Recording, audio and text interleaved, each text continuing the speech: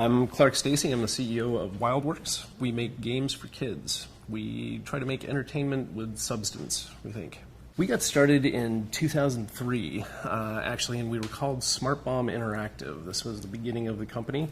This was pre-9/11. We found soon thereafter that calling your company Smart Bomb was no longer a popular thing to do, though it sounded very masculine when we did it. I don't think we realized that games for kids were going to be as much of a focus as they were for us. But after making some contracted work for hire type development with Namco and Activision, we were trying to work our way up to building our own IP. And that was the dream, and we were able to get some venture investment to pursue that and then secure a partnership with National Geographic and begin investing in what has become Animal Jam. If you're a startup and you're looking for to become engaged in partnerships with a larger organization, we did that because we were creating a new kids property from scratch, and we realized that creating, when we don't have our own TV stations like a Disney or a Nickelodeon, having some brand recognition there for parental cachet and for kids recognition would be helpful. So we knew that we were making a virtual online playground about animals, and we went talking to all the people that we thought would be good partners for that were kind of synonymous with both education and with animals. We knocked on a lot of doors around the East Coast, and when we got into National Geographic, and this was really literally finding people on LinkedIn or cold calling people and saying, hey, we've got a proposal for you. We found some people at National Geographic that were willing to listen to it, and the timing was right for them because they were trying to do a partnership with somebody else and kind of came apart, and so we stepped into that. I think it's important to get kids interested in tech at a younger age, but I think science in general, and I think the role of Animal Jam in that is not, we're asked by educators, can we incorporate more quantified learning into Animal Jam? Can we do quizzes, and can we get some more data out about exactly what kids are learning? I don't think that's our role. Our role is to engender curiosity about science, to get kids interested in something, and there's nothing more of a primal playground kind of play mechanic than pretending to be your favorite animal. Every kid has a favorite animal. They love knowing everything about their favorite animal and telling you all about their favorite animal.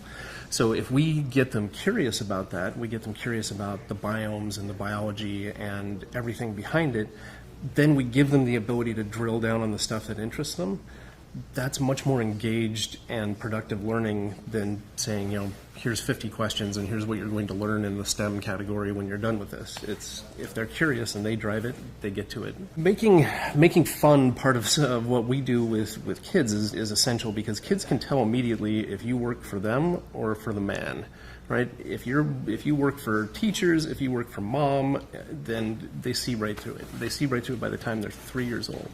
But if it's about fun first, and you're kind of sneaking the educational stuff in there with it, it's that's what makes it fun for us. And my co-founder and I, we've been in game development for over 20 years. We've done lots of blow stuff up games. We've done lots of serious games that you play on consoles. We're having a lot more fun right now because we have an audience that we're engaged with that's 7 to 11 years old. They come up with the craziest stuff. The craziest ideas that are in our games now are coming from our audience. It's much more of a real-time dialogue than it ever was making boxed software.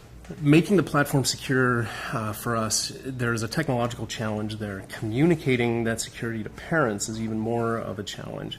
So for us, that means not only do we get parental permission for any level of engagement that kids are going to have with each other on there, but we need to make sure that chat filters are not enough. Preventing them from exchanging phone numbers is not enough. There has to be some fairly sophisticated heuristics to make sure that that they're not finding ways around the chat filters, mostly that personal identifying information is not being exchanged, and that bullying, which is a perennial problem for us and any online social networking for kids, is something that we can head off. There's no substitute in that case for having live moderators in the world that can be kind of like the costume characters in Disneyland, and they show up and make sure everybody's having a good time. Free-to-play games for kids are a challenge. Animal Jam on the web is subscription-based, which is a great model that parents like. I think they feel they have a lot of control over it. Now, next month, we're bringing out Animal Jam on tablets and mobile. And that's going to be a game that has in-app purchases, but we have some principles, I think, that we're bringing into that.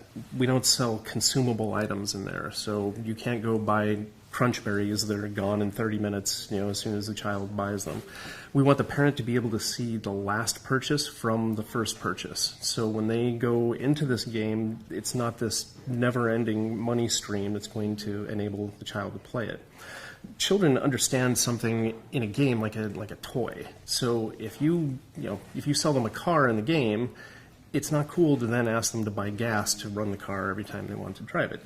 They bought a car in the game. It's a toy. They should be able to play with it. The way that we're looking at that with Animal Jam on tablets is that you bring new avatar animals in, and once you purchase one of those for a couple bucks, then you can make as many of those animals as you want, and you get an ebook about that animal that you keep forever. So I can learn about the real animal, and even if I play Animal Jam for a few months and then I move on to another game, but I need to write a school report about wolves, I've got this pretty robust ebook that we produce with National Geographic there.